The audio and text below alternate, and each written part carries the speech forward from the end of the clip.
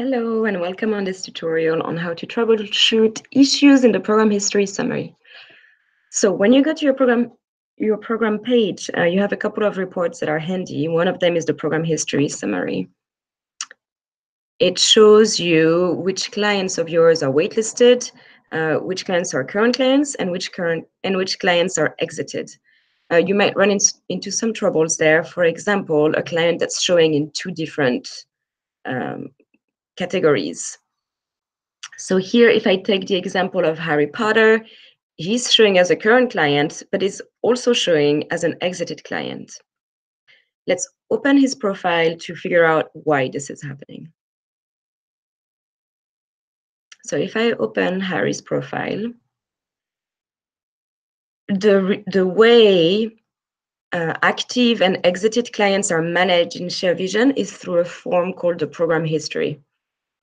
And the program history summary is just a summary of the client's program histories. So if you open the client's file, you would go under program history, and there you can get an idea of why things are the way they are.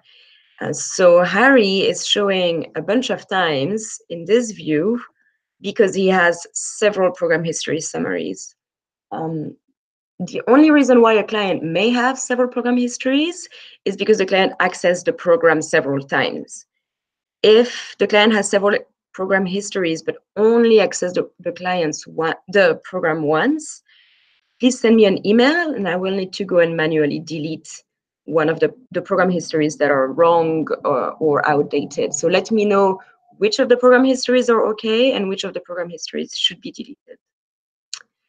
The other reason why you might have some issues here is if the referral start date and exit dates are not okay. So all clients that only have a referral date will be considered to be on the wait list. Clients that have a start date will be considered to be current, whether they have a referral date or not. And clients that have a start date and an exit date will be considered exited. That's really important because if the start date is missing here and you have an exit date, the client is going to be put on the wait list most likely because the ShareVision does not understand that the client started in the program. So if you have any issues with your program history, let's say for this client, they should be under current and they're showing up under waitlisted, you would open their profile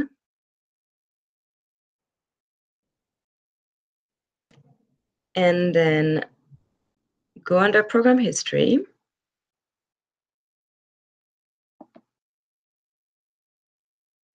And here you can see that this client has two program history. That doesn't seem quite right. One of them doesn't have any data, and that's going to mess up your demographic report at the end of the year. So I'm going to go ahead and delete one of them.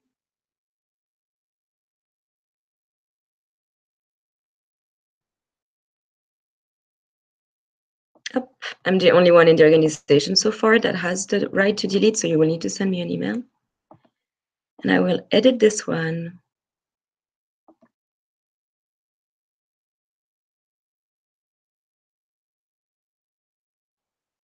And enter a start date. Or in that case, the client does have a start date. Just edit this and click on OK. It's important in the program history, if you're trying to fix things, to first enter a start date, save by clicking on OK, and then go in and enter an exit date and save, click on OK. And do this separately, because if you try to enter both a start date and an exit date at the same time, the program won't know what to do with this information. So it's important to follow the workflow of ShareVision, which is first a referral date, which is optional, then a start date, save, then an exit date, save. So if I now go back to my program page, in the program history summary, this client is now showing under current correctly. That's it. Don't hesitate to send me a message if you have more questions about the program history summary.